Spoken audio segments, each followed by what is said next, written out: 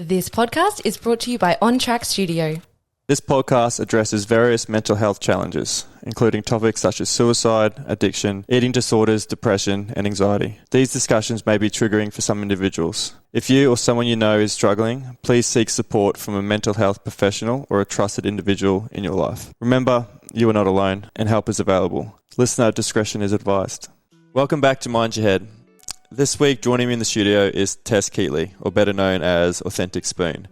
Tess is a passionate dietitian and nutritionist who is passionate about helping individuals achieve their health goals through proper nutrition and also building healthier relationships with their food. Tess will share valuable tips and insights on how to make healthier choices, create personalised meal plans, and also maintain a sustainable approach to eating. So sit back, relax, put the kettle on, make yourself a cup of tea, run yourself a bath, do whatever it is that you like to do when listening to Mind Your Head. Maybe get yourself a notepad because this episode is going to be packed with valuable information and practical advice. Let's get it. Tess, welcome to Mind Your Head. Really appreciate you coming on the podcast today. Thanks for having me. No worries. We have a lot to get through today, but I've seen and read a lot of your content and the way that you approach your work. But firstly, congrats on being a new mum to a baby girl called Andy. I really love that name. Thank you. So what's been the whole experience like for you? Oh, it is so beautifully amazing. Like anyone who's on the fence about having kids, 100% do it. It is the most amazing thing you'll ever do. Like the love that I have for her is like I cannot explain it. Yeah. I actually remember when I was pregnant, my partner Zach, I said to him, I was like, just being sarcastic, I was like, do you think you're going to love this baby more than you love me? And he was like, yeah. I was like, what do you mean? I was like, I can't imagine loving anyone more than I love Zach. Then when your baby comes into this world, like he's in the corner now. Like this little baby is my whole world. Yeah. So it's amazing. It's hard. Like I think, got to have real expectations of what motherhood looks like. But it's like the hardest thing you'll ever love. My friend Nicole says that and I was like, that is the best quote ever. Yeah. So I often get told it's the hardest yet most rewarding thing you'll ever do. What's been the most rewarding part of it so far? Even just the little things, like when she wakes up in the morning, just like she wakes up and she'll like push up and just start smiling. Like just imagine waking up, looking at your parents smiling. I'm like, it's the little things like that, honestly. It's hard, but it's like choose your heart, I always say. Like what could be harder is really wanting to have a baby and not being able to fall pregnant. So exactly. I think for me it's hard, but it's like it's so worth it. Like, yeah. How's it been sort of balancing your responsibilities as a mother and also with your sort of professional goals as well? Okay, this is the hardest thing for me. So I own my business and I don't get obviously the support like maternity leave or anything like that. Being a business owner, you have to be working on the business, in the business for the business to do well. So that's been the hardest thing for me, juggling both of them, I think. But I said to myself I wanted to just work one day a week till she was 6 months. So she's actually 6 months tomorrow. Start working one day a week when she was 6 months. So I've still kind of just been posting like little bits of content on social media, which is work for me, but it's not work that I find work. It's just me sharing my healthy lifestyle anyway. So I work in a hospital one day a week. I consult to the private hospital. And the first day that I went back, I cried at least 6 times, I reckon. The guilt that you have leaving your baby. Then just obviously baby brain. Like it is a real thing. Anyone who's listening to this podcast who has a baby, I'm currently in the baby brain fog. So if I stumble in this episode. So what does it look like? It happens to me a lot in the supermarket. So I'll be pushing the trolley, adding things to the basket. Then I'll get home and be like, can't remember what I just did. It's just like this fogginess that hangs over you, the sleep deprivation. I'm exclusively breastfeeding, so the amount of calories that I have to eat every day to support that, you just constantly feel hungry, tired. You're so happy, but it's just like it's a whirlwind. It's just this fogginess. Like I explain it sometimes like a really bad hangover that doesn't go away till she turns 21. I don't know. But yeah. So yeah, the work-life balance has been tricky. I said to myself when I fell pregnant, when I'm a mum, I want to be a really good present mum. I don't want to be prioritizing work over her. And I worked really hard for the last 5 years to do this and not work as much and be really present in her childhood. So love that. Yeah. Has there been something that's really surprised you most about this journey so far? What surprised me was I thought it was going to be a lot harder than it is. Social media is a funny place where it can either go two ways. You can see this glamorized lifestyle of what motherhood looks like, and people are just sharing, the highlight reel of all their the good babies. things. Yeah. And then the other side of that is the deep, dark postnatal depression, postnatal anxiety. So there's like two worlds, which I was very familiar with. And I've had some friends who have experienced postnatal depression, postnatal anxiety. So I was aware of what that could look like. And actually myself, I definitely have experienced postnatal health anxiety with Andy. So she had a few different health issues, which I won't go into just for her privacy. But early on, she had a few different health issues, and it was so overwhelming for Zach and I. Yeah. And I found myself just getting so anxious, being like, what if she gets sick, or what's that little rash look like, or what is that? Is she unwell? And just that constant protecting her, especially in July when she was born, which was flu season. If anyone was sick or had been sick, I was like, stay away. I definitely had those fears. And even now, I still just poke my head in the cot. She's breathing. You just want to protect them at all costs. And make sure it's the thing. It's like the only thing you really want is for them to be healthy and safe. Yeah, for sure. So definitely, I'm not glamorizing it. Like, I definitely have had postnatal health anxiety with her. It's a lot. Yeah. And with you being sort of a health professional, did you have to change any of your dietary? Yeah, so that was one of Andy's things. So when she was 4 weeks old, she got really bad colic, which is essentially just like crying for periods of more than 3 hours at a time, screaming in pain. Wow. She was super bloated, screaming. She had like mucus in her stool, which my dietitian brain immediate was like bloating, upset stomach, mucus in the stool. I was like, that's allergy. Yeah. So we actually found out that she has cow's protein milk allergy and a soy allergy. So I had to do a total elimination diet at 4 weeks postpartum, which was insane. I found it really hard, even being a dietitian, doing it, reading labels. Like, I've never really read labels in my life. Well, kind of. We can talk more about that. But, so I had to do the elimination diet to figure that out. Yeah, so she had eczema all over her body. We had to go to ED because I was like, what is this? Is this meningococcal? She had fevers. And, that was part of where the health anxiety came from, I guess. So I've been dairy and soy-free now for 5 months, I think. Yeah. And the changes that has made, no bloating, everything's gotten so much better with her. So yeah, nice. But I can't imagine if I wasn't a dietitian and knew that. Like, I don't know how that would have got picked up. So I actually went to the doctor and was like, this is happening. And I was like, I think it's this. And she was like, yep, I think it's that too. So oh, wow. I've been so grateful that I've been a dietitian throughout my trying to conceive process, pregnancy and postpartum, because the need for nutrients and having a good diet is so important in this stage of life. And you also, what's something that stood out for me is also the need for education around this too. Yeah. It's the knowledge around, yes, you're a dietitian, but also it's so good for people to also educate themselves on these sorts of things as well. Yeah, for sure. Do you have any tips for new mums or women that are pregnant right now that you can? Yeah, so if you're pregnant right now, I would say honestly just enjoy the process, really enjoy that time with you and your partner or your family before your new baby comes. Nutritionally wise, I think pregnancy is the most important time to be eating well, because what you're eating during your pregnancy influences your child's future more than you know. So it influences their taste buds and their food acceptance for when they start eating, so they can actually taste the flavors through your amniotic fluid. So if you're eating a diet that's, abundant in lots of different flavors, spices, foods, they're more likely to have a better relationship with food in the long run. So eating really healthy then. There's a lot of different dietary requirements that increase when you're pregnant. So, for example, your iron goes up a lot because of all the extra blood volume. So women need to make sure that they're eating iron-rich foods, your B vitamins as well, fiber, choline, which is one that isn't often spoken about. It is more now. So that's mostly found in eggs. So I always encourage women to eat eggs during pregnancy. It's also found in other animal foods as well. But it's really important for baby's brain development as well, which obviously influences everything from their motor skills, just learning, everything like that. So yeah, pregnancy is a really, really important time to be thinking about making better health choices. Yeah.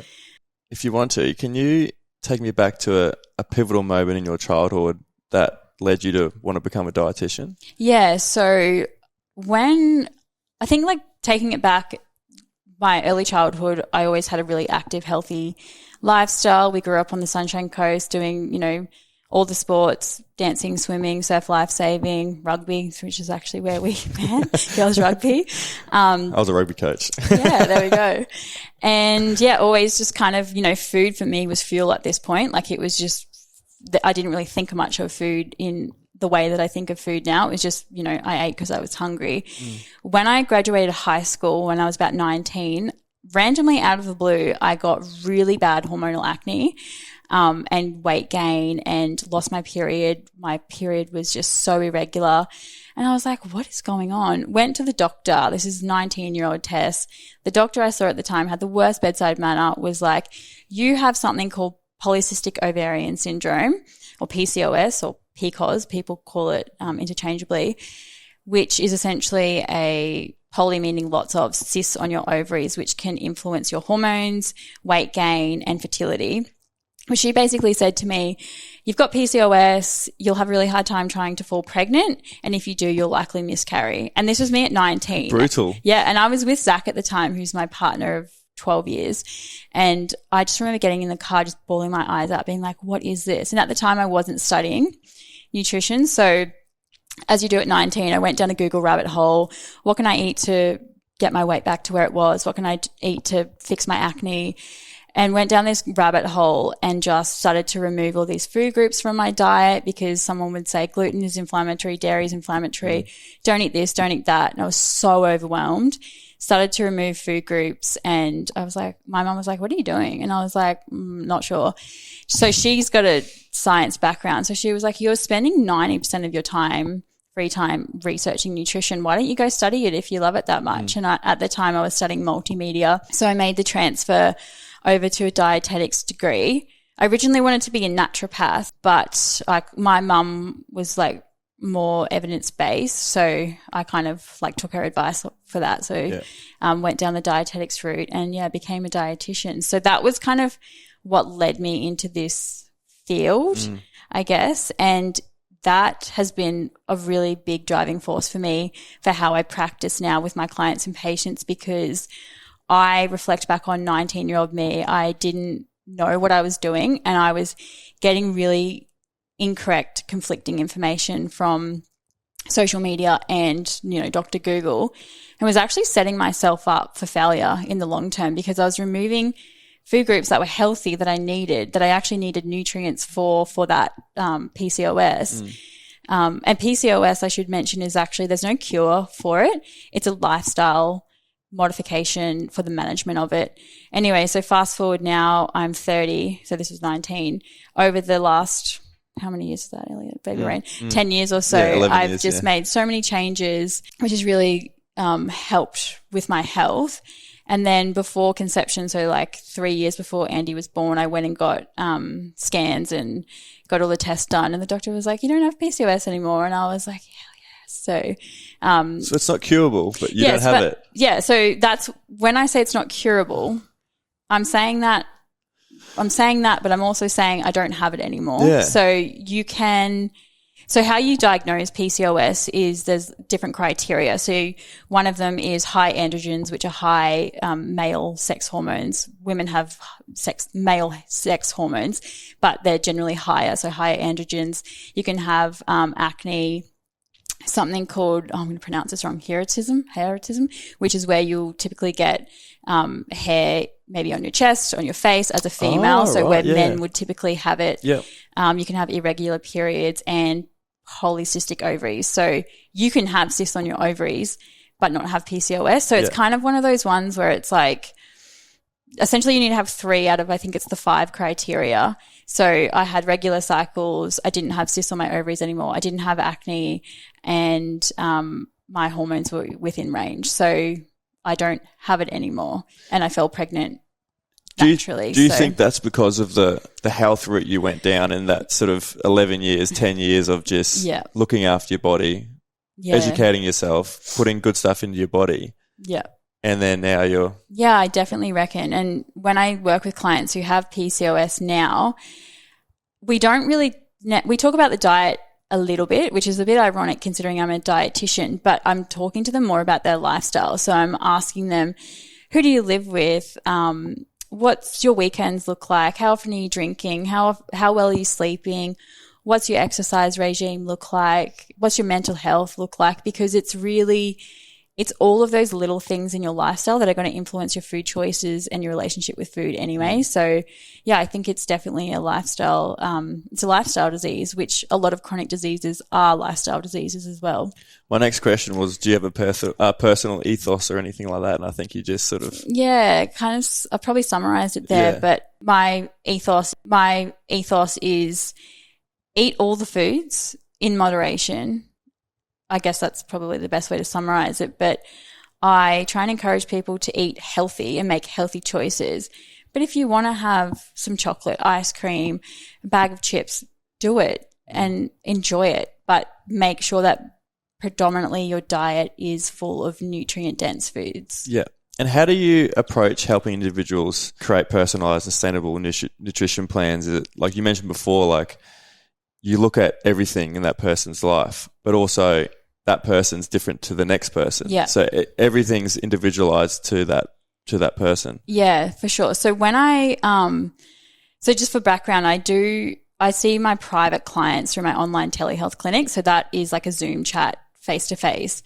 And then I'll also see my patients who are in a hospital. So there's kind of two different areas that I work in. So my private clients, in the first consult, it's like a 45-minute consultation. In that, I'm asking them all about, age, gender, family history, medical concerns, social history. That might be like, who do you live with? Who does the shopping, cooking? What's your budget like? All of these like lifestyle factors that I mentioned earlier. I'll look at their biochemistry, which is their blood work. So generally I get them to get a blood test from their GP before seeing me so I can, investigate what that looks like. And then we talk about, I do a bit of a screening as well, especially for female clients that I work with in terms of what their cycle looks like. Also, if they've had any past disordered eating habits, eating disorders, what their relationship with food's like, what their beliefs and attitudes towards foods are, because the way that you were brought up, Elliott, is completely different to how I was brought up around food. Between every single person has a different attitude towards what health and nutrition looks like for them. So it's really quite in-depth, and it annoys me sometimes when people think that a dietitian is just telling someone what to eat. I'm not telling you really what to eat. It's not really the primary focus of what I do. It's creating long-term sustainable habits for my clients. With that said, I also do talk about the diet and then give them recommendations to how they can eat to best support their health goals, nutrition goals, medical concerns that they have. I'll typically do my clients a meal plan or a meal guide, so they get information or like a plan to leave the session and go follow this for a few weeks, and then we check back in a few weeks and see how things are going. But yeah, I'm mostly just trying to teach people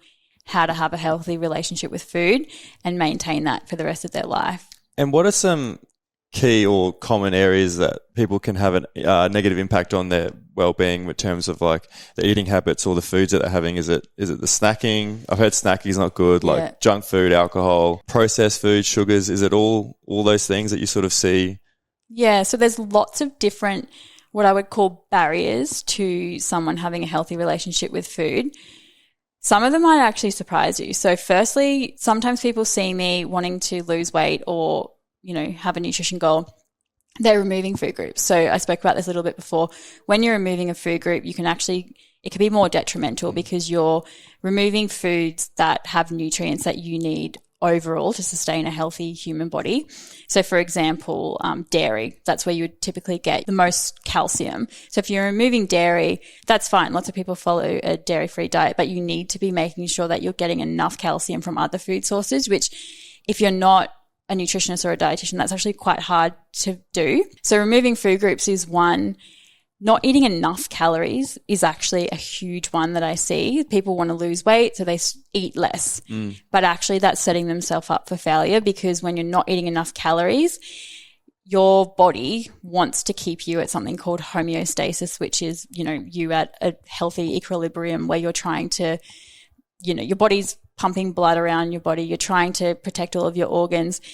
When you're not eating enough, your body will tell you, hey, you need to eat now and you need to get energy the fastest way, and that's typically from carbs or sugar. So not eating enough, you're going to get those crazy sugar cravings, carbs. Your body's trying to keep you alive. It's trying to protect your organs. So I see a lot of people not eat enough.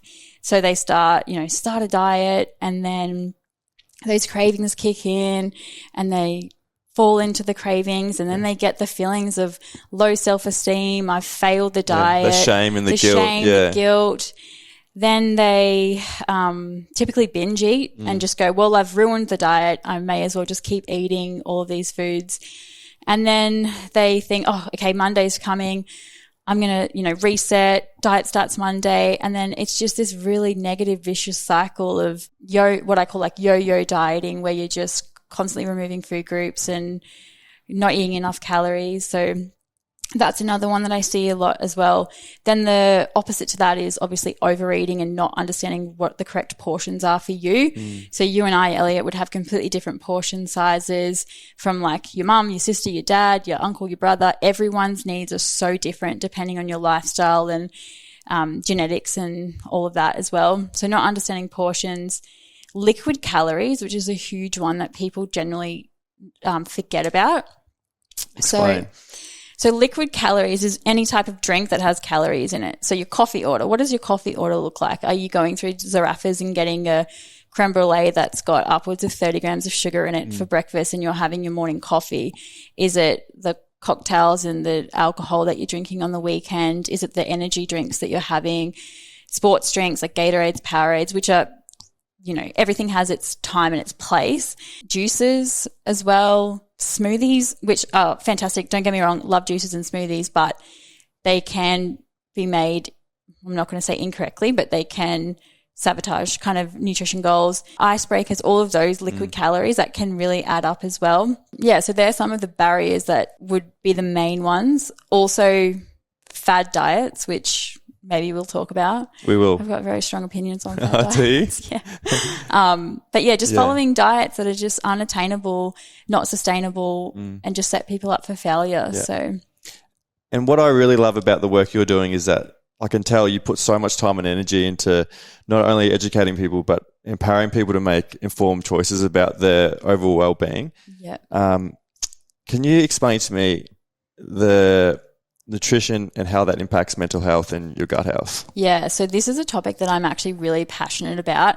And let me just preface this by saying that take what I say with a grain of salt. So I'm not here saying that if you eat like this, it's going to cure your depression and anxiety, because if nutrition could cure depression and anxiety, we wouldn't have the rates of depression and anxiety that we do. But what I'm saying that maybe making healthier choices with your diet can promote better well-being long term. So there's a lot of really great research coming out in the field of nutrition psychiatry, and a lot of the connection between our gut health and our brain health. So the first one that I would say that is so important is dietary fiber. So dietary fiber is found in fruits, vegetables, whole grains, nuts and seeds, beans, lentils, and legumes. The reason why dietary fiber is so important for our gut health is because when we digest fiber, so fiber's, I'll just explain what fiber is. It's the part of plant foods that is undigestible to the body, or it's actually a carbohydrate. So when we eat fiber, our gut bugs actually have to break down the dietary fiber, and they break it down into something called metabolites, or they're called short chain fatty acids. We're getting a bit sciencey here, but I'll try and keep it cool. We've got a science audience. Yeah, there we go. So, it breaks down these fibers into short chain fatty acids, these metabolites. And what these metabolites do is they actually influence so many factors of our health. So they influence our immune system. They think about 70% of our immune cells are actually found in our gut, and that's what's influencing the way that we respond to viruses and illnesses. So our immune system, which is huge. They also influence our metabolism, so the way in which that we maintain a healthy body weight or, put on weight. They also influence our hormones as well as a range of other factors in our body, which is so important. So if there's anything that anyone takes home from this podcast today, it is really work on increasing your dietary fiber, because the research on dietary fiber is so amazing. It's also important to make sure that you're eating a diversity of fiber in your diet. So think about your typical shopping. So if you go to the supermarket, what fruits and vegetables are your go-to? So for me, I always have my bananas, my apples, my broccoli, spinach, kale, all of that. I strongly encourage anyone to pick a fruit or a vegetable that they don't normally eat and add that to your trolley. So what we want is a really diverse microbiome. We want a lot of different gut bugs in there. Okay. We don't just want the ones that you would get from broccoli. The same stuff all the time. We want a diverse gut microbiome. Yeah. So the more diversity, the better your body and gut health will be long term. So try and encourage, you've probably heard the saying, eat the rainbow. 100% eat the rainbow. Get a mix of different colors in there as much as you can. So fiber is huge. And then in the gut, we've also got our gut-brain axis, which is the vagus nerve. So that's in your gut, and it's sending chemical signals to your brain. So if we've got a good, healthy, strong gut, that's going to really have positive impacts on our mental health. There's a lot of other different foods that we can eat to promote good mental health. So another huge one is dietary fat, and there's a few different types of dietary fat. So we've got our good fats. So they would be our omega-3 fatty acids, which are typically found in oily fish. So salmon, tuna, and other types of seafoods. You can also get smaller amounts in things like chia seeds and flax seeds, but that would lead us into our next group, which would be our poly unsaturated fats and mono unsaturated fats, which would be olive oils, avocados, all of our nuts and seeds as well, things like tahini, peanuts. They're fantastic. And the reason that I recommend these fats is because what these fats do is they're anti-inflammatory. So some mental health conditions are inflammatory. So we want to be counteracting that with eating anti-inflammatory foods. So these kind of help target something called free radicals, which when you've got inflammation in your body, you produce free radicals, and these healthy fats kind of go in and help counteract them and improve them. So as well as healthy fats, they're also really good for stabilizing blood sugar levels, promoting, lowering cholesterol, which is really important if you've got family history of cardiovascular disease or stroke. So they're very protective in a lot of different ways.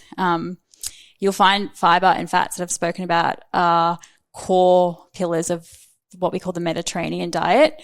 I'm not pro any type of diet or anything like that. Everyone's individualized, but the Mediterranean diet is the most, in my opinion, intensively studied type of diet. It's got fantastic research on it being protective for lots of chronic diseases, including mental health. So it's huge in the mental health space. What is the Mediterranean diet? Yeah, good question, Elliott. So it is a diet that predominantly focuses on plant-based foods. So all of the fiber that I just spoke about. Yeah. You still have protein in there, so a lot of focus on fish as well, eggs, red meat, but in smaller amounts because red meat can be inflammatory when eaten in excess. It still includes dairy, but in smaller amounts as well. It actually has a focus on red wine because of the polyphenols in red wine. Very, very Mediterranean. Yeah, very essentially, and a strong focus on olives and olive oil as well. The diet recommends to reduce processed foods and ultra processed foods. So there's a difference between processed and ultra processed foods. And then it also has a strong focus on the well-being component of eating. So socializing when you're eating, the rates of depression actually decrease when you're eating with family and friends because it's that wholesome social acceptance as well. That connection, isn't it? Yeah, that connection. So I was on the Mediterranean diet for about 2 weeks and I never felt better. There we go. Yeah, it's fantastic. When I was over there. Yeah. Oh, there we go. When you're in Europe. Yeah, I love that. I love that. Yeah, I love that. I was red wine every night. Yeah, it's great. It is. How does stress play a role in your gut health? Yeah, so I think... I mean, that's sort of lifestyle factors as well that you've sort of touched on. I think when we think about stress, I'm sure most of the listeners could identify when you feel nervous for something or when you have that anxiety, you get, butterflies in your gut. Like your gut, do never forget, like always let gut feelings guide you. So a lot of the work that I do in IBS and IBD, a lot of that can be triggered from stress as well. So that is for people who have issues with diarrhea, constipation, bloating, cramping after meals. So they will, there we go. I've got a story for you. Yeah. They will typically get an IBS flare up in an experience of stress. So that is all of that. So your mental health, that vagus nerve from your brain to your gut, they are talking to each other every single day, sending those chemical signals there. So is there an optimal time to be eating? I know like when I was playing footy and trying to put on weight, it was like every 3 hours. Eat before I go to sleep, wake up at 3 a.m, eat. Yeah. Every 3 hours eat. I just knew that was putting so much harm on my gut. Even though I was young, I was just like doing it to put on weight. Looking back on it, I go, no wonder I started to have gut issues. Yeah. Is there a sort of, not a set rule, but is there a sort of guidelines you give your clients with optimal times to be eating? So for your instance, it sounded like were you trying to put on muscle or put on weight for football? Yeah, because I was doing so much exercise and running and so much fitness that not only did I have to keep the weight on, I had to also put on 2 or 3 kilos over the off season of muscle. Yeah. So that's really tricky because that's, a bit different to the standard general advice I would give. So yes, you would need to be eating ideally in a calorie surplus, which is to gain weight or muscle, eating more consistently to get the gains essentially. Yeah. So yes. And if you're going to bed after a large meal and you're not, moving around, walking, exercising, that food's just kind of sitting there in your gut and it's probably going to make you feel quite bloated, uncomfortable. Yeah. Also, if you're having a really high intake of protein, that can cause a range of different gastrointestinal symptoms from bloating, gas. I've worked with a lot of men who are trying to put on body weight, smashing whey protein. Tess, why am I so gassy? I'm like, there's a lot of protein that you're having, Yeah, I was smashing it too. Yeah. I typically say, for me, what works best in my experience as a dietitian is people who stack their calories more at the start of the day. So it's so cliche, but breakfast is the most important meal of the day, in my opinion, for the reasons of preventing overeating, binge eating, overindulging later in the day. You're typically more active throughout the course of the day too. So if you're having more of your calories to support that at the start of the day, that's probably better than having a large dinner. Where I find a lot of my clients and patients struggle with are those who do shift work. So nurses really struggle maintaining a healthy body weight because of the sleep deprivation, because sleep is so important for your weight and your mental health, and they're eating at all random times of the day. So that's tricky. Or truck drivers or miners. There we go. So I'm going on night shift on Saturday. So that's really tricky to navigate, and it is really... Because I've been told that to try keep your body sort of normal is you eat at the normal times that you would even if it's on day shift. Yeah, that's what I would say. Is that what you would say? Yeah. So I find it extremely tricky when 10 o'clock at night's not too bad. I can sort of eat a normal meal I would at 10 in the morning at 10 o'clock at night. But it's at 3 o'clock, we sort of smoko times. Yeah. At 3 in the morning, but I would normally have a 3 in the afternoon meal. I can't have 3 in the afternoon. I would have, a bit of potato and some chicken and some rice or whatever it is. At 3 in the morning, I can't eat anything. Yeah. I feel like a yogurt and a bit of fruit, and that's it. And then I think I'm not hungry when I go to bed at 6 in the morning, and then I sort of don't eat until like midday. So I'm kind of like, I'm missing like a whole chunk there, and then I feel sort of a bit sluggish when I wake up, and then I'm like, is it because it's night shift? Is it having enough food? And it'll honestly take me maybe 2 or 3 days in that week shift where I sort of get my balance right again. And by the end of the week, I actually at the start that I that is really struggle tricky. with.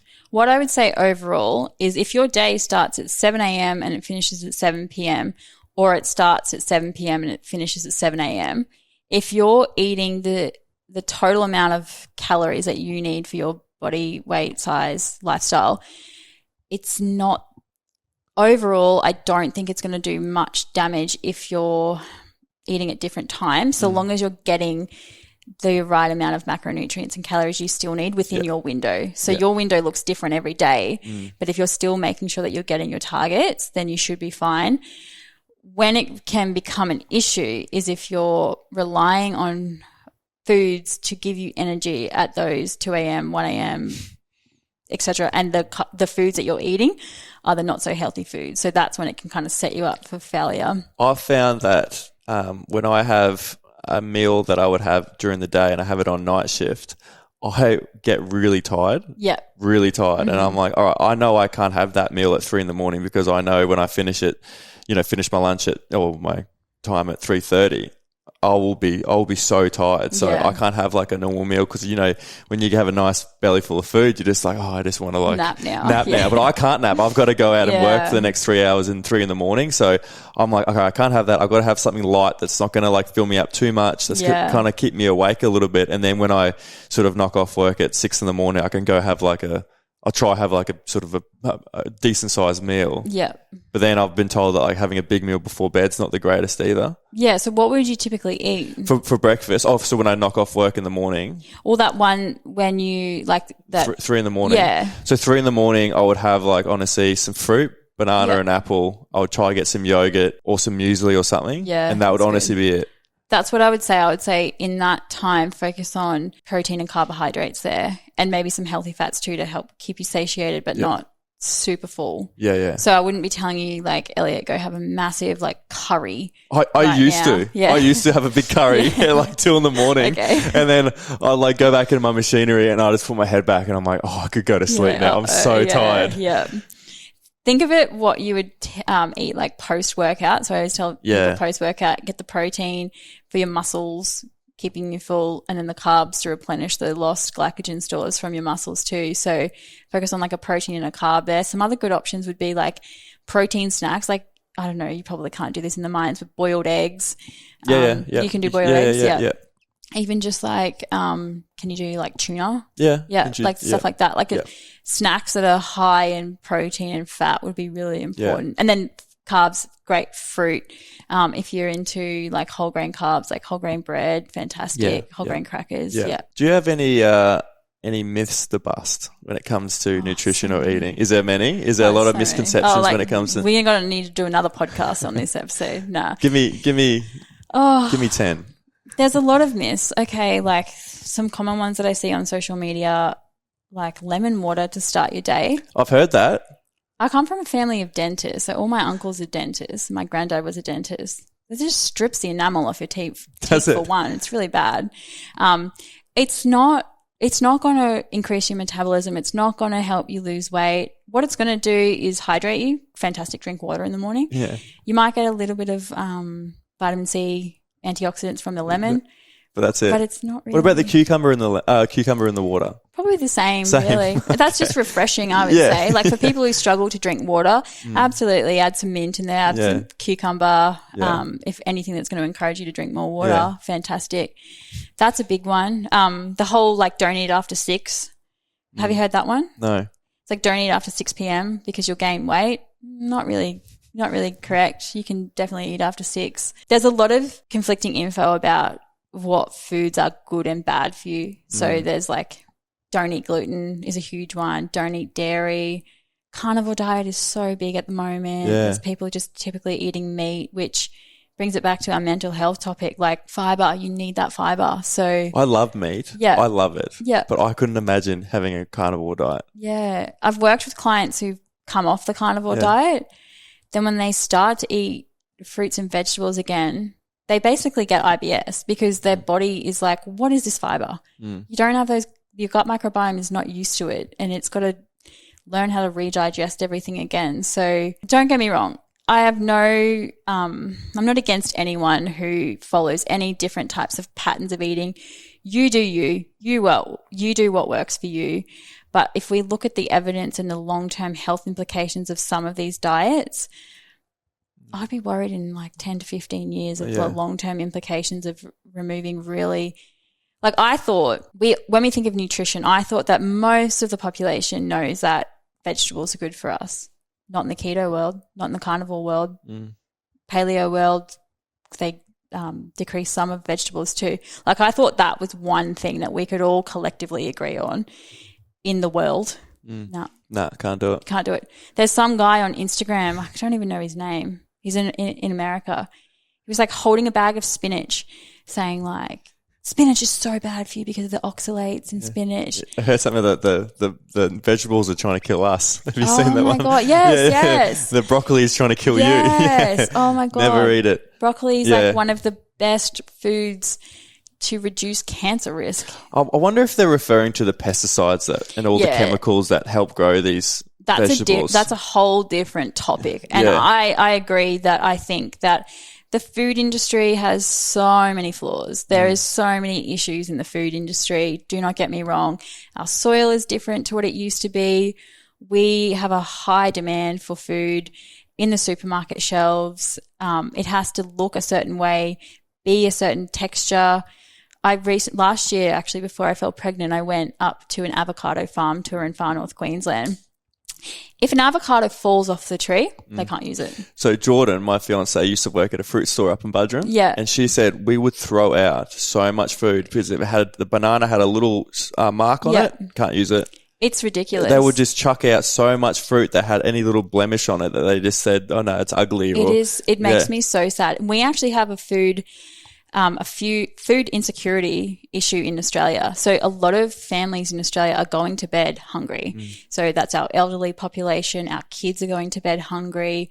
The cost of living is ridiculous. Like, what used to cost $100 at the supermarket now costs you $200, $300. Yes. So bringing it back to that pesticides, we have the food industry. It's like so much bigger than you and I here. Like, I get a lot of backlash being a dietitian. People, I get trolls saying like, your degree was funded by the food industry, the dairy industry. I was like, no, it wasn't. It definitely wasn't.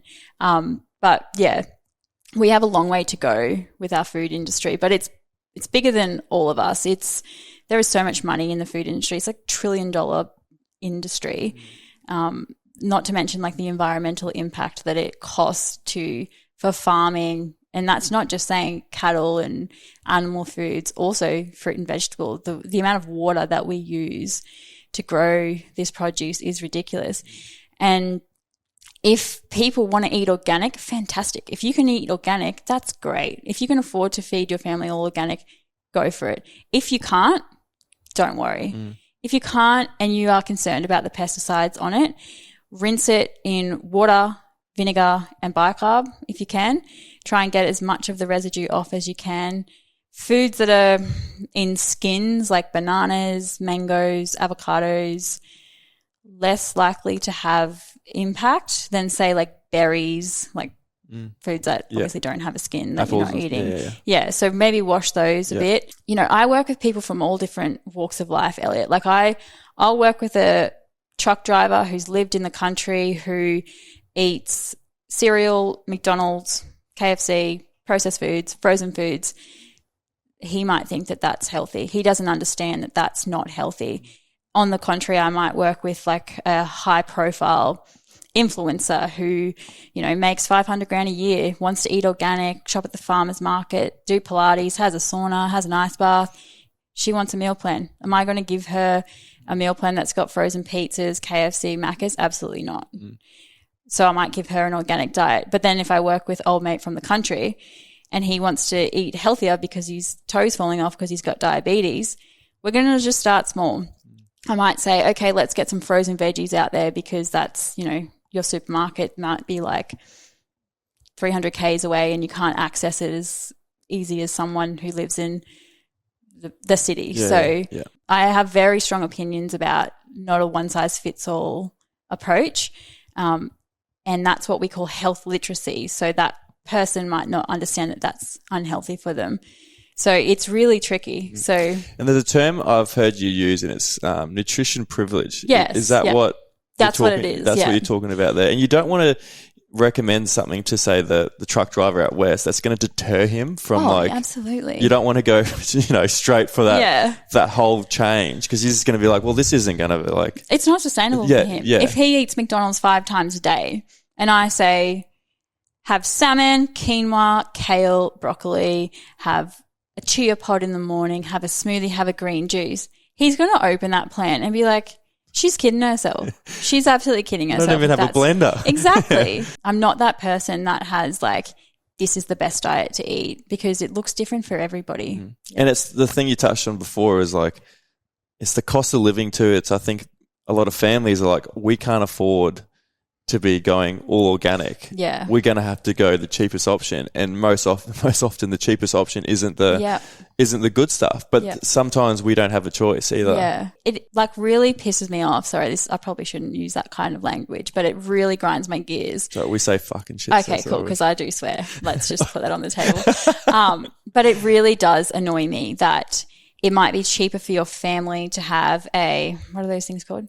McDonald's family meal. Happy Meals and stuff. Yeah. It might be cheaper for that than it is to feed your child smashed avocado on whole grain bread with a side of salmon. Mm. Salmon is expensive. Avocados are expensive.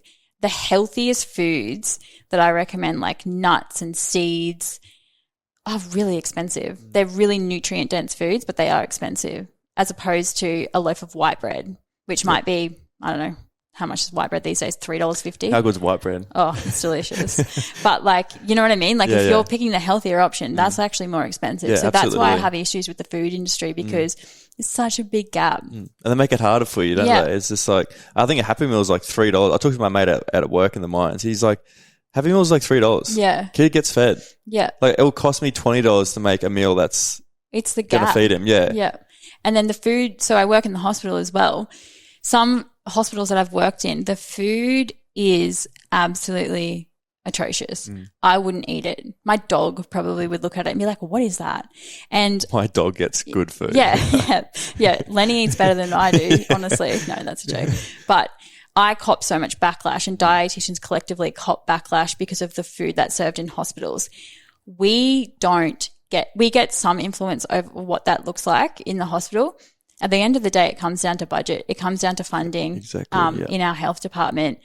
One hospital I was working at in my rotation, the food was made out of prison because of the budget. That's what I mean. It's a big industry. And it's same with the mining. Our mining contractors for the food out there changed last year.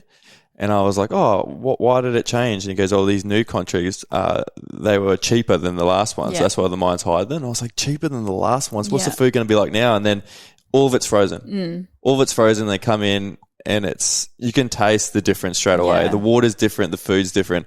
And then we go out to work and they preach, good nutrition, all this sort of stuff. And I'm like, where's the good nutrition? Yeah. I'm struggling to find it, because you'll keep choosing the cheapest option possible. Yeah. And it's just, I get dumbfounded by their attitudes out there. And I'm like, well, there's no winning. I don't feel out there. It's hard. Mines are very similar to, I guess, hospitals and then prisons, sometimes even schools. I feel like we kind of, school tuck shops and canteens are a bit more regulated in Australia than they are in, say, America. But there's huge issues there. And a lot of it, at the end of the day, comes down to funding. Which is really sad. But when you think about mining, so you're obviously working in a rural, remote community, access to food, fresh fruit, produce is a lot harder when you live in a, what are we called? The city. Brain again. So yes, you do need to have frozen foods. You mentioned frozen foods earlier. Frozen vegetables actually don't contain less nutrients than fresh vegetables. In fact, sometimes they actually hold more nutrients because they're snap frozen. So when you think about a carrot getting picked and then it's got to make its way all the way to the supermarket, we're losing a bit of nutrients sometimes in oxidation of gases of fruits and vegetables. So if you're actually snap freezing it, there's no issue. I have no issues with that. Cool. Same with berries or frozen fruit, which is good. Yeah. Where it becomes an issue is if it's like a tinned fruit where they're adding syrups and sugars and salt to preserve that food. Oh, okay. Same with pre-cooked meals. So for a shelf life. So I worked at U Foods, which was one of my roles before I was a dietitian. We had to have preservatives and we had to have salt in those foods to prevent foodborne illness, to prevent food from spoiling. When we think about it, 50, 60 years back in war and things like that, if we didn't have food processing, so canned vegetables and things like that, we would have all been starved. Little bits are okay, but if you're eating foods that are heavily processed every single day, high in salt, preservatives, all of that, yes, it's probably going to have a negative impact on your health overall. But yeah, it's hard though, because it's like, well, if we can't have frozen foods, then the miners don't eat. Yeah, so exactly. It's really tricky. But now, you mentioned earlier about gut microbiome. Yeah. And I've mentioned this story before, but halfway through this year, I went and got a microbiome test done. Mm-hmm. And I've probably struggled knowingly. I knew that I've had gut issues for a while, and I started to feel really, really sluggish. And in the mornings, I would just be like, I think I've got baby brain in the mornings and stuff. And I would have like heartburn and indigestion, and then like constipation, and it'd be hard going to the toilet. And I was like, nah, there's something like, and I left it for like, when it got to that point, I left it for like a year, and I was like, oh, this is actually not good at all. Yeah, I went and got a microbiome test done, and the results I had, I should show the results to you. Actually, I got them on my phone. Yeah. I had parasites, fungi. I had, I think she said I had little bits of leaky gut. Oh yeah. IBS, like all my good bacteria turned bad. And it's funny that you mentioned that stress and things that go on in your life impact your gut health. And I won't go into too much detail, but during that time in my life, there was sort of some drama going on with my family, and I thought I was handling it well emotionally and mentally, but I honestly think it reared its head at that exact point. Yeah. Where I was sort of going through a lot of stress at home. Yeah. And it all came to like a one point. I didn't realize that my gut was holding a lot of that trauma, I guess, or emotional stress. Yeah. And then I did a cleanse. 'Cause I had a lot of inflammation, so I knew that sort of dairy and gluten weren't doing me any good. Yeah. So I got rid of gluten and dairy. Did a cleanse for 4 weeks. Herbal medicine. Felt amazing. Mm-hmm. Really felt good. I was like, oh, I was filthy too because I love dairy, and I was but she said you don't have to have no dairy. It's just like, just limit less of. And same with like gluten and stuff. It's like, don't cut it out. Just like, how much were you having it? And I was like, every day. Yeah. Twice a day. Yeah. So now I feel really, really good. And something that I've mentioned to you before is that I come from like a competitive background where when someone tells me this is the right course, and then I see positive change, and then I'm like, all right, cool, it is the right course. I started to, in terms of my food, I started to develop a bad relationship with my food. Yeah. In terms of like, when I was feeling so good, I cut all these sort of, I guess, bad foods out. And then when the cleanse finished, I was like, oh, wouldn't mind a bit of pasta. Yeah. Or I wouldn't mind like a milkshake or something. And then in my head, I'm like, no, Elliott, that's not good for you. That's bad. And I started to like feel, when I do have it, I've started to feel really like guilty and a bit of shame. Like, you're not meant to be doing this. And it would make me feel like I'm a bad person for having these foods that I was told that's sort of not good for your gut health. And I know that's sort of something that you specialize in, is developing a good relationship with food. Can you tell me exactly what I was experiencing? Yeah, so there's a bit to unpack in that. So firstly, elimination diets, which is what you did, have a time and a place, and I'm not against them if they're done under the supervision of a qualified practitioner, so a naturopath, nutritionist, dietitian. Absolutely.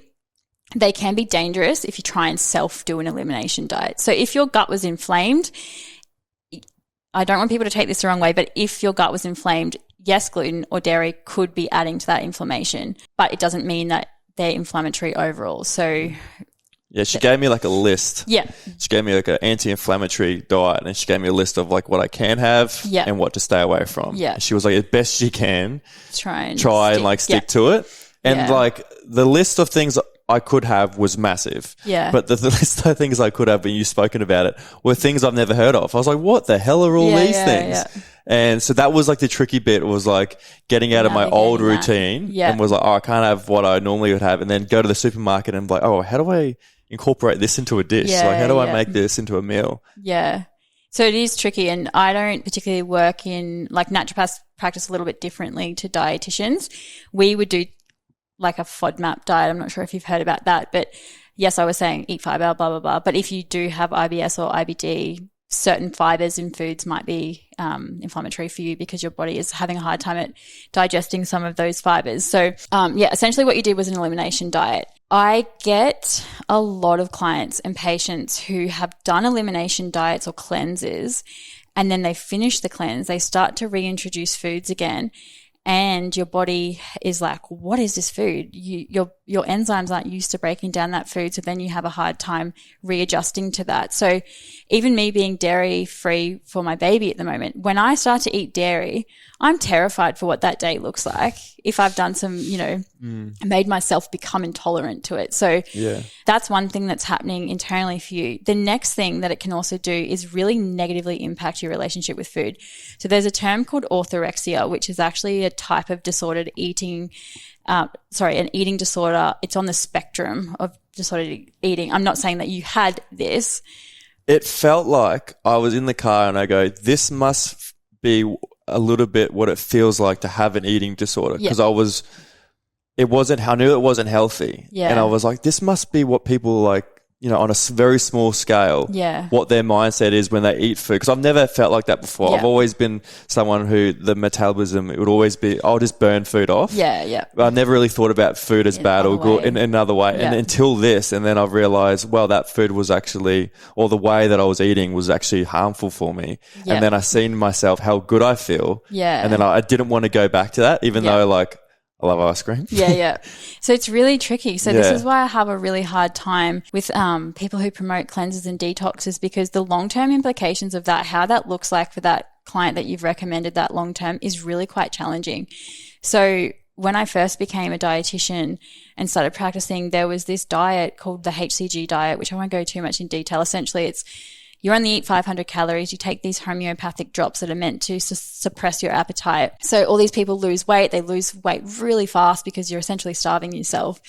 Then when you start to include more foods again into your diet, a lot of the clients that I was working with had developed severe eating disorders because of this. So because they lost weight eating these foods and this amount of calories, they think then that they can't eat those foods, or they can't eat more than those calories because then they'll gain weight. It's like that saying of, Elliott, don't touch that light.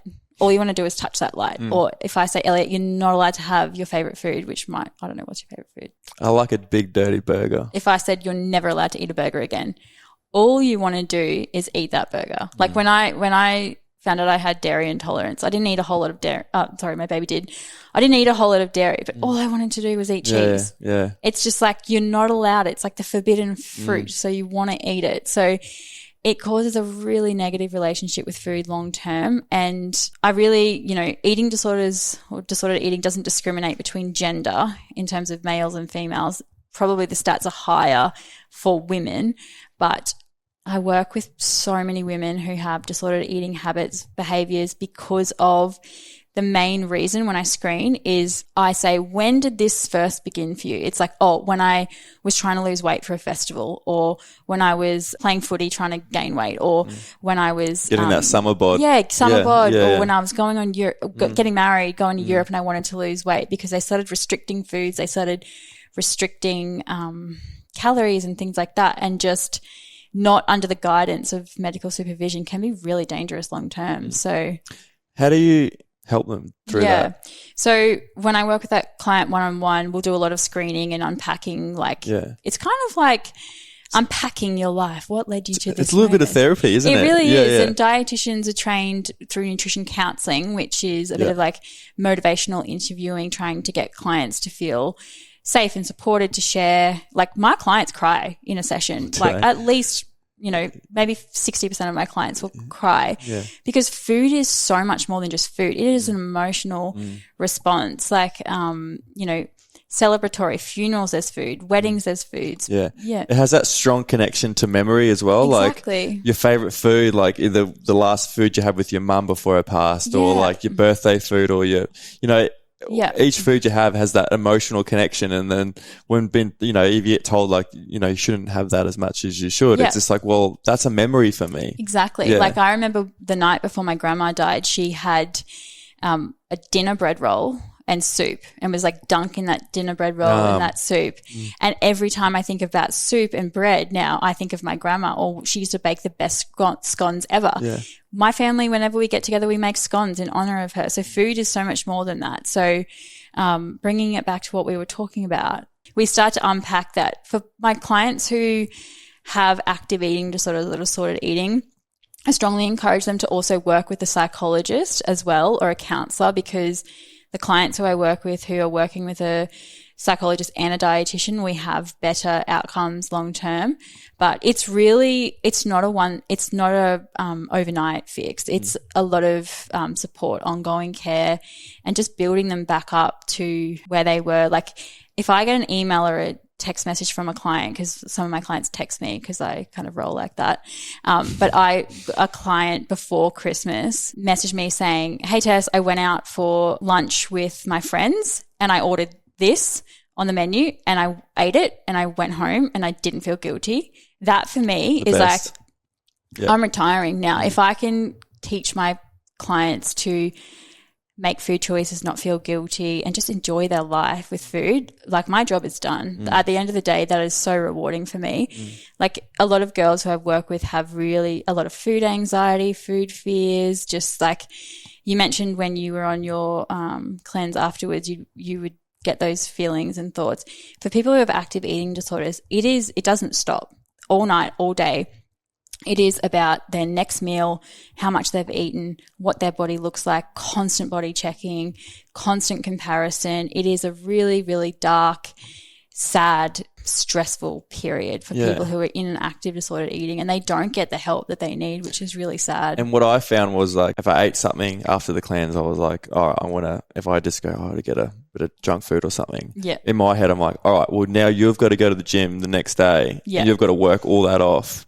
So when I'm at the gym, I'm like, I'm not gymming, I'm not exercising in like a positive sort of manner. I'm kind of like, well, you deserve this because you ate that thing yesterday. And I'm like, I got to get out of this. Like, like you said, it's all in moderation as well. Yeah. Yeah. Some people can, like, there's other disordered eating habits which are like exercising to burn off calories, which is not a good relationship with exercise either. So I always say to people, move your body in a way that feels good for your body, not because of what you've eaten.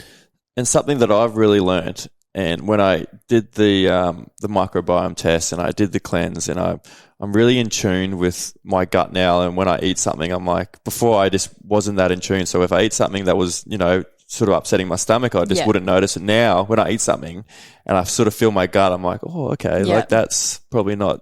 That's really good. That's intuitive eating, what I call. And now I also use that when I in terms of hunger and fullness. So I used to eat when I wake up just because I think that's when I should eat, not because I'm hungry, but I'm like, oh, I've woken up, I should have a big brekkie. Yeah, like out of habit. Out of habit or boredom, or like this is my routine. I would just eat because this is when I normally eat. Yeah. But now I eat when I'm hungry. Yeah, that's great. And then when I get full, instead of like, I used to like push myself because this is a habit of like trying to eat as much as I can, trying to put on weight.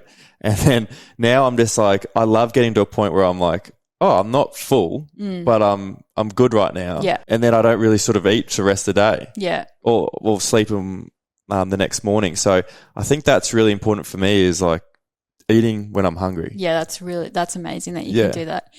So that's called intuitive eating and mindful eating practices. So for some people who it takes a while to get to that point, but that's fantastic. I always say, like, listen to your body. Like if I give a client a meal plan, I always say, if you're still hungry after that meal, please eat. You don't have to just eat that, because every day your metabolic requirements change. So it depends on how much you sat that day, what your hormones are doing. Well, women, where you are in your cycle, how much you've exercised that day. Did you do the washing? Did you do the laundry? Because that's incidental exercise as well.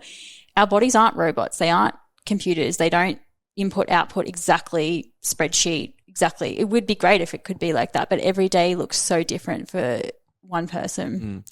Thoughts on fasting? I have dabbled in it. Yeah. I still do.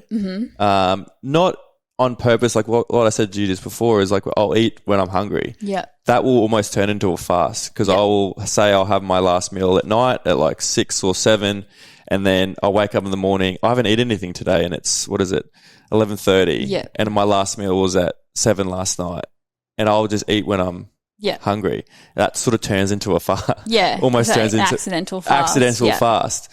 What's your view on fasting? I've heard so many good things and it depends on what you're doing it for. So if it's for weight loss, fasting works because it's creating a calorie deficit. So any time a client wants to lose weight, we just have to create a calorie deficit. That's why a lot of fad diets work because at the end of the day, they're creating a calorie deficit. So it doesn't matter what it looks like. If you're eating less of calories, you will lose weight. Like, period. That's how it works. Yeah. So if it's for weight loss, fasting can definitely work because of that. If it's for other reasons in terms of like energy or like recovery, sleep, recovery, produces growth hormones or something like that. I feel like there needs to be a lot more intensive research on those like little pillars, which would work. For a lot of women, I don't generally recommend it because of our hormones. So especially depending on where we are in our cycle.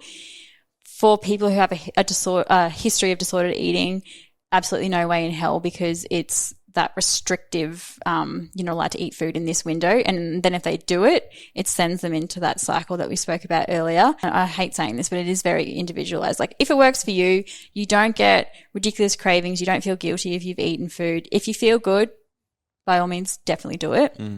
If you're someone who's doing it for weight loss and you're getting those really like that internal dialogue saying like, I'm so hungry, I really want to eat. Oh, it's not 12 o'clock yet, I can't eat.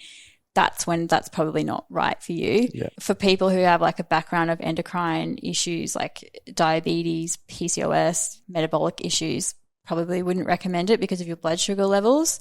Let's just talk about blood sugar levels really quickly. So when I recommend people, I generally say across the board, try and aim for like 3 main meals, 2 or 3 snacks. That's really good at keeping your blood sugar levels stable throughout the day. So think of a line for the listeners. We want a nice linear line. When we eat a meal, our blood sugar levels go up because we're getting that influx of sugar or glucose. When we don't eat a meal, they drop. So when they drop low, that's when we get that fogginess, that fatigue, that like hangry, if you've ever experienced that, that dizziness, that fatigue. Jordan's experienced it from my end. I experience it every day. But so we want to for some people that drop in those blood sugar levels can be quite detrimental because then that's when you get those crazy binge eating cues. So I always say generally keep it nice and linear across the day by having regular consistent meals across the day, which is good. So it's time and place, but I think there's better ways to promote healthy eating than fasting for general people. With that said, when I work in the hospital, I fast because I see 10 or 12 patients in a day. I don't have time. It's accidental fasting. Accidental fasting. And then I get to the end of the day and I'm delirious. And I'm like, why do I feel like shit? Haven't eaten anything nutritious or drunk water. Yeah. What is one last message or piece of advice you could give our listeners that could have a bad relationship with food or see, I guess, food as good or bad? Yeah. How could you help them? I think try and attach no rules around food is a good one. So all food has a place, good or bad. It can all fit into a healthy, balanced diet overall. If you want to have that chocolate, that cake, by all means do it, but just focus on eating mostly healthy foods across the day. If listening to this episode today, because we did speak about mental health and disordered eating, if that's triggered something in you, I would definitely encourage you to get the support that you need in terms of working with a dietitian or a nutritionist or a psychologist and getting that help, because you don't need to live like that every day. Like, there is light at the end of the tunnel. You can eat food and just eat the food and that's it. You don't think about the food in the way that it consumes you. Yeah. So definitely get the support you need. Obviously try and make healthier choices overall, because long term you know, a lot of the chronic diseases that we have, like diabetes, cardiovascular disease, all of that, they are lifestyle diseases. So if we're decreasing alcohol consumption, decreasing smoking, eating more fruits and vegetables, we're setting ourselves up for decreased risk of developing those diseases. So just think about, like, while your listeners are probably like maybe 20s to 30s, is that your age bracket? We've got a couple of oldies in there. Yeah. So anyone listening, yeah. What you do now is so important for your long-term health. And that's a really good point you made, because I've spoken about this before. Is for the first time I've put my health number one. Yeah. I never used to do that in my 20s at all, and I've gone to my 30s, and now I'm realizing the things I can do today is going to help me, 20 or 30 years down the track. And you mentioned at the start is that, yes, nutrition is such an important thing, but it's also one of many things that you need to do to help your mental health. And the three of the big things that I've done or taken really seriously is my sleep. Mm-hmm. So I've sort of broken a few, I guess, social stereotypes when it comes to sleeping with your partner. Mm-hmm. Jordan's a massive heavy sleeper. So we've had a fire alarm go off at the house and she hasn't woken up to it. No way. Jealous. Yeah. And she can fall asleep on a dime. Like she goes to bed at 6:30, 7 o'clock at night, and she'll sleep all the way through till 6 in the morning. Yeah. Wow. And I'm a massive light sleeper. Yeah. She has a little bit of allergies. She has allergy shots. If it's during that season or needed to get a shot, she'll be coughing and sneezing. Yeah. And we slept in the same bed for about 4 years, and I was just getting horrible sleeps. Yeah. And I was just battling through it because I thought this is like what couples do. Yeah. And sometimes I'll get a good sleep, and that might sort of outweigh one of the bad sleeps. And then we just moved into a new place, and we've got 3 spare bedrooms. Yeah. And I was like to her, can we just trial sleeping in separate beds just to see how I'd go? Because I used to have the best sleeps before you. Yeah. The best. Yeah. I feel like Zach would say the same. I try and cuddle him. He's like, get off me. Yeah. And I was like, let's just trial it. And she was like, yeah, sweet. So we had like a first sleeping in separate bedrooms, and I had one of the best sleeps I've ever had in my entire life. And now we'll sort of work it when she's going through a season where she's got allergies, or if I've just come off night shift, come back to the coast and I need to get a good sort of unbroken sleep. Yeah. She's got a little spare bedroom that she's made her own now, and now she's I try to go in there sometimes. She kicks me out of it. This is my space. So I think that's a big thing. And I sort of talked to other people about like their sleeping cycles, and they were so surprised that was an option for them. And I just thought like, why would both of us go through something that's not working for the both of us just because there's a societal pressure that this is how a relationship should be or act or something like that. So that's one big thing that we've been sleeping in the same bed for the last couple of months now. She got an allergy shot, so she's a good.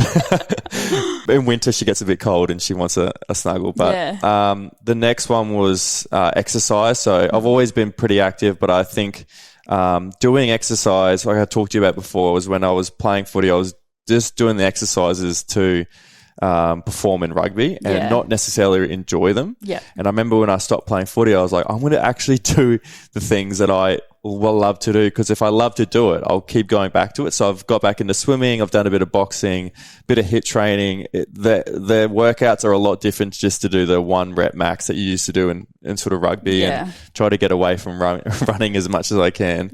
And then, the third thing was my nutrition. I think after I did that microbiome test, I really realized and was in tune with my gut and how I was feeling and how was it affecting my mental health and even like stress in my life that I think I could just take mentally. Now I know that stress can really impact your gut health and how I manage that and the foods that I eat. So that's for the audience. Yeah, that's great. Yeah. Yeah, I'm the same. Like when I work with a client, it's like, it's not just what you're eating, it's all of those other things like movement. Sleep quality is massive. Like there's so many studies on sleep in terms of decreasing lifespan for those who sleep less. They live less. Your body, your mental health, weight, everything. Like sleep is so crucial. Sometimes people are like, oh, I feel so guilty. I missed a session at the gym. I slept in. I'm like, sleep. Sometimes sleeping is better than going and doing a session. Absolutely. Because you're recovering in that, 8 hours that you've slept for the night. So, you really hit the nail on the head there.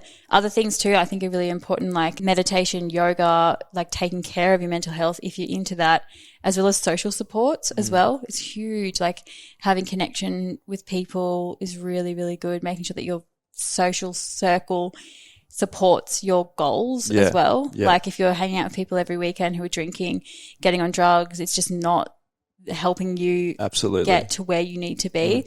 You can make new friends. Before is like when you eat good food, you want to exercise, you don't want to get on the drink, and then you drink more water, and then it's like that cycle habit of like small healthy habits will just create a good routine. Yeah, 100%. And just start small. You don't need to do it all in one day or 1 week. Just slowly increase your habits for long-term success. Thank you so much for coming on today. You're welcome. Thanks for having me. And taking the time. Your expertise and insights on nutrition and healthy eating were incredibly valuable. So I really appreciate you coming on. Thanks. A little surprise for you. Oh, dear. I don't think you're aware, but we have a closing tradition on the podcast. You know what? I've got a confession. I what? haven't listened to some of your episodes. That's okay. Because when you started releasing them, I was pregnant and I was full of hormones, and because it's mental health, I was like, Elliott, too much. This is triggering. Like I caught up with my girlfriend Abby, who you're friends with. Yeah. And she was like, oh my goodness, did you listen to this episode? So sad, but so good. Yeah. And I was like, Can't do it, Abby. Give me 6 months and I'll be back on. So I actually don't know what your tradition is. Yeah. So I have a closing tradition where I don't ask the last question. I get a loved one, whether it be a family member, friends, they send in questions for the guest. Oh dear. Oh yes. Who is it? All right. So I would get them to send in like a voice recording so I can play it to you. But Abby. Oh dear. She said, I got stage fright about recording. I hate my voice. Abby! I'm going to have words with you. So she wants me to read this out to you. She says, Tess, my darling, you're such a strong, resilient woman. I'm so proud of all the things you've achieved in the last decade or so. Our high school years were tough for you. Your parents' divorce had a huge impact on you, and I know you've done and are still doing a lot of work to heal from those past traumas. How has your upbringing influenced the way you approach being in a long-term relationship now and motherhood? Is there anything you try particularly to do or not to do that you've learnt from your own experiences within your family? Oh my God, it's so cute. And she's trying to make me cry on this episode. Actually, it's probably better sending that in a text message. Than hearing a voice. If she sent that in a voice message, I would have cried. Okay, so I think definitely my parents' divorce has completely changed and shaped who I am as a person. While it was like the hardest thing that my family ever went through, I don't think I would be who I am today if it wasn't for that. And like the success that I've had with my business probably wouldn't have happened. So taking that into my relationship with Zach now, I feel like, you know what, you actually need to get Zach on your podcast because he's got some stories to tell. I'll tell you that. Does he? But he doesn't like talking, so that would be hard. But anyway, so Zach is the most gentle, kind, nurturing person you'll ever meet. I don't know anyone who doesn't get along with Zach. And we've been together since I was 18, so I think it's 12 years now. What I always say is it works because we are really good communicators. Zach isn't as big of a talker as I am, but I've done a lot of therapy. I actually still work with a psychologist. I have actively for the last 3 years monthly. And that's been amazing for me to unpack a lot of things that happened in my childhood that influence my life now. So one thing that's always stood out to me is like communicate. If I'm not happy with something or we're having issues or whatever that looks like, we need to talk about it, because I think a lot of that is what made my parents get divorced. Is they had issues but they weren't talking about it, and then one day, boom, it was over. So if you're having little issues and hurdles, you need to talk about it so that your needs can be met, and just being really empathetic with people and understanding like, why do you think like that? Why do you behave like that? Because that is so important, I think, so that you can really empathize and like, because you know, everyone's situation is so different, and I can't resonate with that because I haven't been through what you've been through. So if you can communicate why you do the way that you do, like for example, last night, Andy, our baby, was crying and Zach was trying to settle her because I did a fake tan and I obviously couldn't hold her, which I said, I did a fake tan anyways, which Abby will give me shit for. But I was like getting so agitated, and like when my baby cries, it's like this biological response in my body where I literally am just like, oh my goodness, I need to cuddle her and like love her and cuddle her so she stops crying. And Zach was trying his goddamn hardest to like try and settle her. And I was like, walked into the room, I was like, oh my God, what's going on? Like, what's going on? Like, what have you done? What's happening? And he just looked at me and he was just like, oh my God, I'm just trying to settle her. Yeah. And then afterwards, once I'd calmed down and she had stopped crying, I was like, I'm really sorry that I yelled at you. What's going on for me internally is that like I literally just feel numb in my whole body when she's crying. So I'm really sorry that I snapped at you. I'll try not to do it again. And his response was like, yeah, it makes me feel really shit when you yell like that because I feel incompetent as a parent. And as I'm like, dad, yeah. And I'm like, you're not incompetent at all. Like you're the most amazing dad. This is just like postpartum hormones rage that is happening. Whereas the opposite to that is I couldn't have apologized and he could have just internalized that he was like this shit dad, incompetent at settling his baby. And I could have just continued to just snap and yell, and that build up, give it 5 years, we separate because we just resent each other and hate each other. So communication is like so important, I think. Yeah.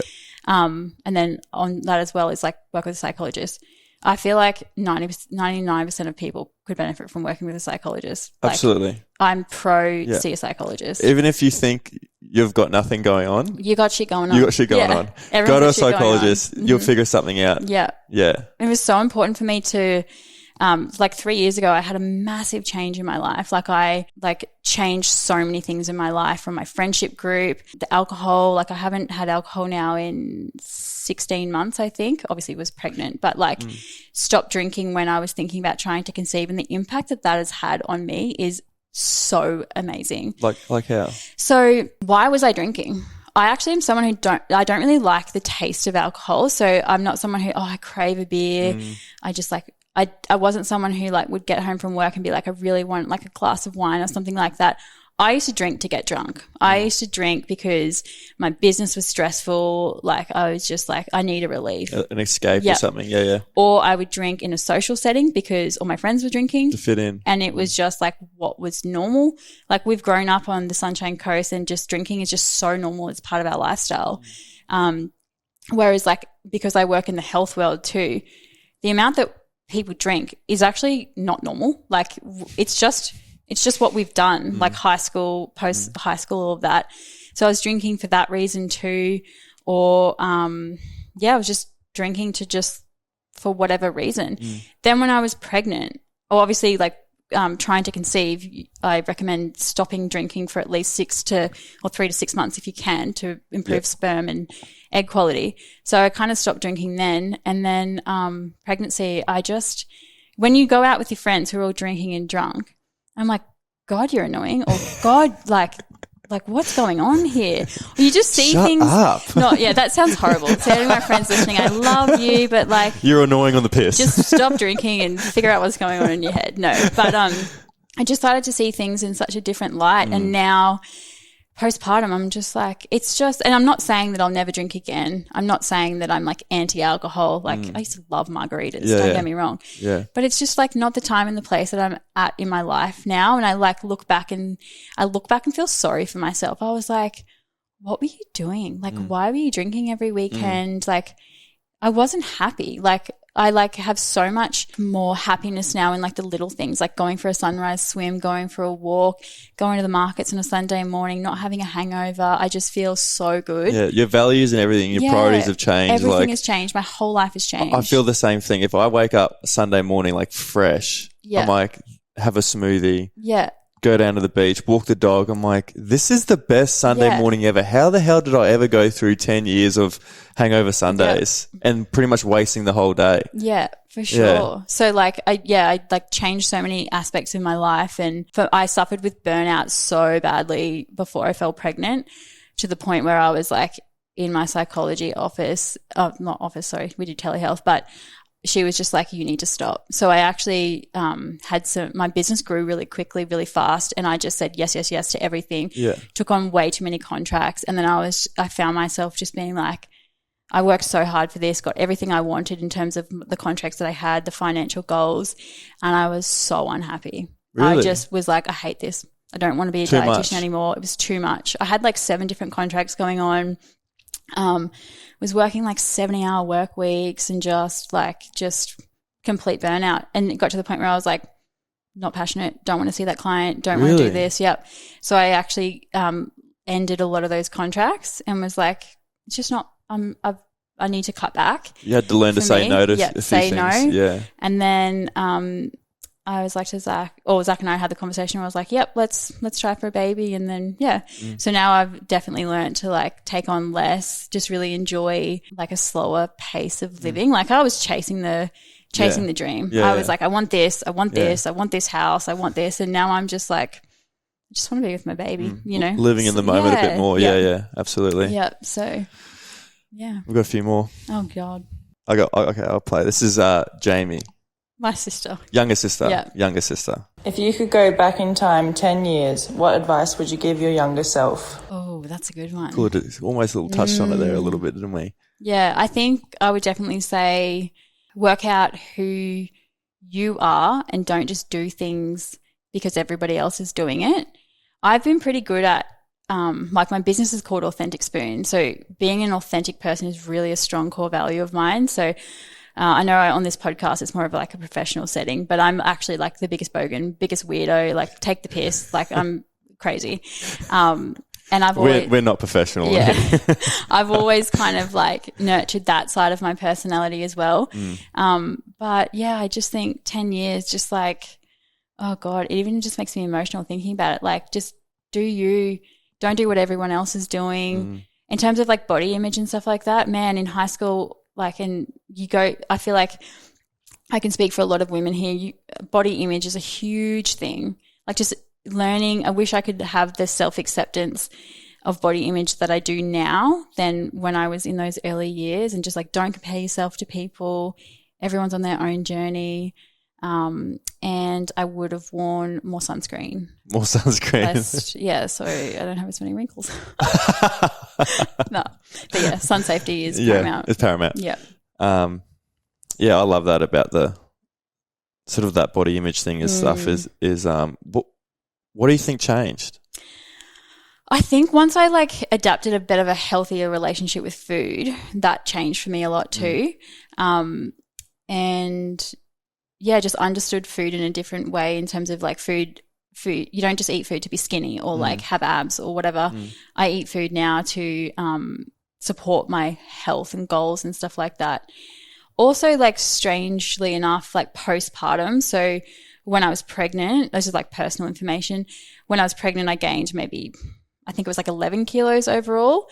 And genetically, or the way that I've eaten, whatever, when I was 2 weeks postpartum, I was back at my pre-baby weight within like 2 weeks. And I was just like, wow, what the heck just happened? My body is different though. My boobs are bigger. My hips are bigger. I'm not as toned as I used to be, even though I might be the same number on the scales. And I actually like love my body so much more now, which like 18-year-old me would have just been like, what the heck, my abs are gone, whatever, like those stupid things that you do. But I'm like, my body just literally grew a human being. I grew a skull. I grew teeth, you know, and like. It's that empowering feeling, isn't it? Yeah. And I just feel like more like womanly, if that makes sense. Yeah. Like I've got like a little bit more curve now and stuff like that. And I love my body so much at the moment. And I feel like that's really hard for a lot of people to say, like girls especially, saying, I love my body, I love the way I look, without people saying, oh, you're arrogant or like you're up yourself or whatever. if you can love yourself, oh my goodness, that is so amazing, because that influences the way that you love other people then too. So yeah, just, you know, a lot of girls, even my friends are goddamn drop dead gorgeous, and they pick apart themselves every day. Like literally like, oh, why don't I look like this? Or why don't I look like that? And I was just like, come work with me and let's unpack some stuff that's going on. I think that was one of the most important questions that I got asked in therapy was do you love yourself? Yeah. And you don't really think about it too often, do you? It's like anything about yourself, it's like that arrogance or tall poppy syndrome or something that you just don't think that like, oh, I love myself, I love who I am, I'm great. Yeah. And you sort of, if you say it out loud, you sort of get labeled something or you get a bit of negative talk. But I think that's something that therapist made me really think about, was like, how do I view myself and do I love who I am? Yeah. And then obviously like that, the ripple effect, it goes out to your family and friends, and how do you interact with people, and the whole body image thing too. So yeah, it's so important. I think there's a difference between confidence and arrogance as well. So you can be a confident person, but you can also be arrogant, and they're two completely different things as well. Yeah. So all right, next question. Zoe, older sister. No. Although you've had a challenging start to parenthood, what has been the best part so far? I think I mentioned it earlier, but just like the little things, like watching her smile, or just like watching her develop, and watching Zach become a dad is so amazing. And then watching myself become a mum and change as well. Oh my God, I could get teary talking about this. I was like, I'm not going to cry. We're just talking about nutrition. Just like the little things, like there's this Danish word called, I'm going to say it wrong, hygge, I think it is. And it just means like wholesome, not having to be anywhere, just like family picnics, like down by the beach. That is just like what I think like motherhood and parenthood life is like, just like the small moments. Like you don't need to drive this amazing car, have this big beautiful house, earn this amount of money. It's just like those like really small moments, because money can buy anything, but it can't buy happiness, and it can't buy love. So I think that just those like really small moments with my family is those small moments you just sit there and think like, I love my life. Yeah, for sure. Awesome. Yep. Ellie, one of your other really good friends, but this is a voice message. Hey, Tessie. As you and I have just become brand new mums, and you for the first time, I wanted to know, how has your mental health been since becoming a first-time mum, and have you handled it better than you thought that you would, or has it been a bit more of a struggle than you originally anticipated? And also, did you take any steps to kind of proactively navigate your mental health wellness before having a baby in preparation for the postpartum phase? Good question. Yeah, that's a really good question. And God, Ellie's voice sounds good. Like, doesn't it? Husky voice. I'm like, are you sick? Or like, you sound good, girl. Okay, so very important question, and like sensitive question, obviously.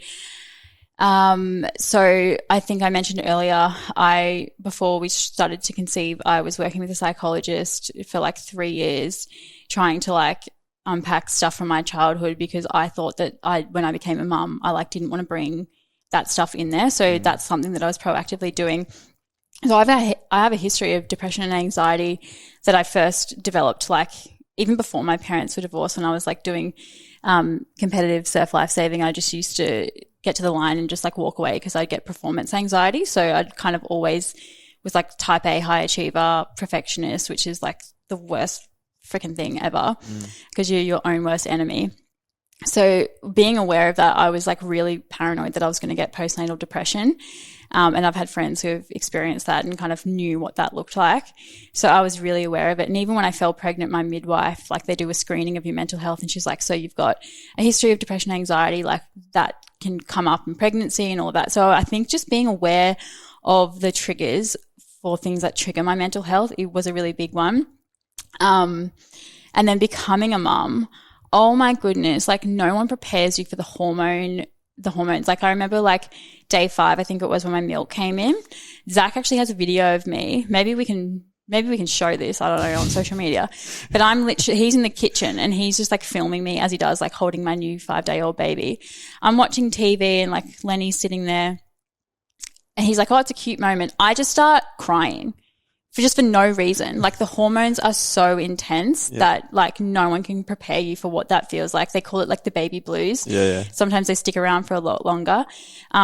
So I actually like felt really, really good. I was so happy. I was like, this is amazing. And then when Andy's health issues started to happen, oh my goodness, the health anxiety that happened was so intense. Like I was so scared of just like, I think I mentioned, well, I don't know if we were talking about this off the record, but I was so scared of like flu season, people not washing their hands with the newborn, people kissing babies. I was like, do not kiss my child because of like RSV and like the cold sore virus, which is really dangerous for babies. And it's really hard because I have that background in the health world. So I'm aware of all of these like risks that can happen for newborn babies, but a lot of like family and friends don't kind of get that. And the way that our parents were raised with like the way that you bring up children now is very different Very different. Oh my God. Some of the boomer opinions I've had is just like next level. My dad was just like, we'll just let anyone like hold the baby and like put your finger in the baby's mouth to give it like an immune system, build up the immune system and stuff. I think like COVID has changed a lot of that for a lot of people too. Like people are a bit more aware. But so when Andy got sick, like 4 weeks with like the rash and all of her intolerances, and I probably won't go into too much detail for her privacy, but there was a few other things that happened. Yeah.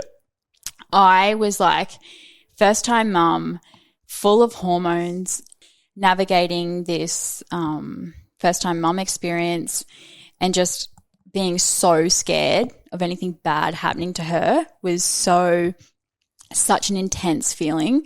How I look at it is like that anxiety that you feel to protect your child is actually, you need to look at it in a good way because it's actually helping you to protect your baby. And also the way that the brain works, I think, in my opinion, is that I've already thought about every bad thing that could happen to her. Every possible outcome. Every possible bad thing. Yeah. So that if it happens, I've kind of already like stepped myself into what that looks like and how I respond to that.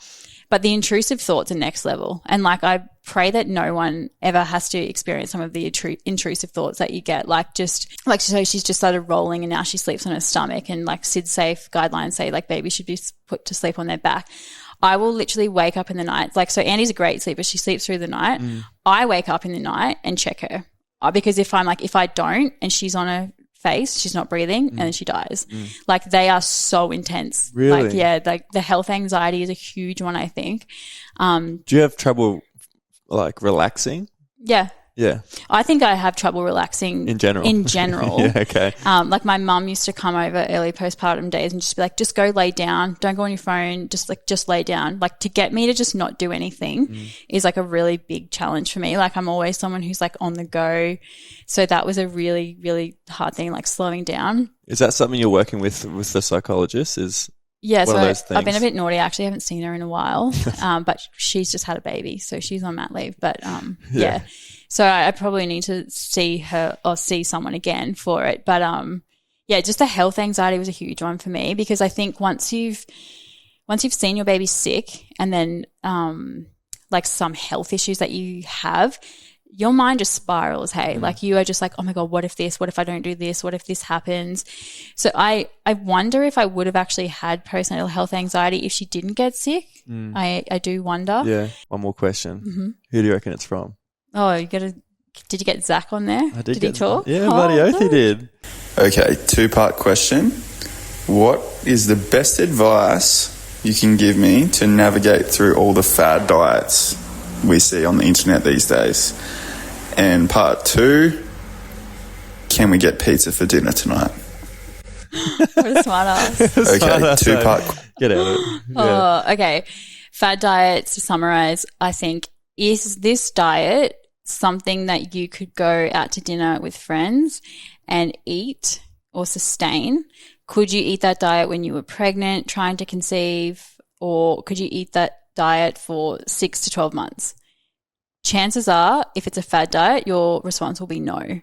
So, like, going out to dinner, you'd feel those feelings of like guilt, shame, deprivation, you failed the diet. So if it's a diet that allows room for treats, then it's not a fad diet. So that's one big thing.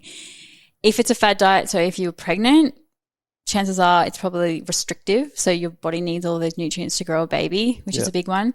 If it's got like strict, rigid rules around timings of foods, when you can eat, types of foods, if the diet comes with a bunch of supplements and vitamins and minerals that you need, it's probably just you getting upsold from someone who's trying to make a quick buck from you. So the healthiest diets, generally you don't need supplements unless you're deficient, in my opinion. Yep. And can we get pizza tonight? Yes, you can get pizza tonight. And I'm pretty sure he made pizzas last night. Do you buy pizza or do you make your own? We mostly make our own. Yeah, we make healthier versions of pizza and like a pita bread with lots of veggies on there. I think he might be referring to Domino's, I think. Yeah. So, like, if you go to Domino's, I feel like personally there's way better pizza options, like Good Slice and Maroochydore, Yeah, delicious. Verona, Yeah. Bianca in Brisbane, Boca. Or There's a new Italian place in Maroochydore near Giddigisha. I can't remember what it's called. They do amazing margarita pizzas. Like, my go-to meal would be a margarita pizza. Oh, would I it? love Yeah. margarita pizza. So I'm pro eat whatever you want. Yeah. We did a week in Italy and all I ate was margarita pizzas so and a pasta, and it was delicious. Oh, how good. Yeah. Got to get over there. But yeah, again, thank you so much for coming on today. No, thank you. You provided so much education and knowledge for the audience, and I really appreciate it. Yeah, thank you. I think it's really good that we're talking about this and get the message out there. And, people, if you're confused about nutrition, just work with someone, because you can improve. Like, anyone could benefit from seeing a psychologist or a dietitian, I think, long term. Like, things you're doing in your diet, you might not even know that they might be unhelpful for you. So, yeah. And thanks for having me on. That's all right. It's my first public speaking thing in like 12 months. Is so it? Baby brain. Small steps. Getting back in there. Getting back in the horse. Nice.